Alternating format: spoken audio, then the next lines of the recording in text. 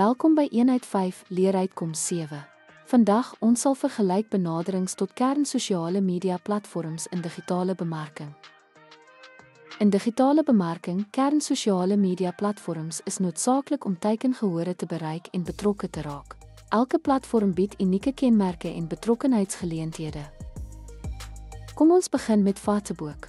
Dit het 'n diverse gebruikersbasis, veral gewild onder ouer demografie. Beklemtoon visuele inhoud, regstreekse video's en interaktiewe plasings vir beter betrokkenheid.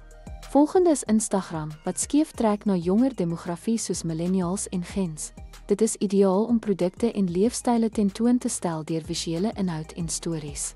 Twitter het 'n breë gebruikersbasis wat op nuus en intydse gesprekke gefokus is. Gebruik bondige boodskappe, retweets en hitsmerke om aktief te dryf betrokkenheid. LinkedIn is 'n professionele netwerkplatform, hoofsaaklik vir bemarking. Deel professionele inhoud en denkleierskap om by die industrie betrokke te raak eweknie. Laastens, TikTok is vinnig groeiende onder gens, kortvormvideo's, uitdagings en neigings is die sleutel tot betrokkenheid en organiese reikwyte. Ten slotte, om die unieke kenmerke van elke platform te verstaan, help besighede om hul strategieë effektief aan te pas. Gebruik hierdie sterkpunte om bemarkingsdoeltreffendheid te maksimeer. Dankie dat jy gekyk het.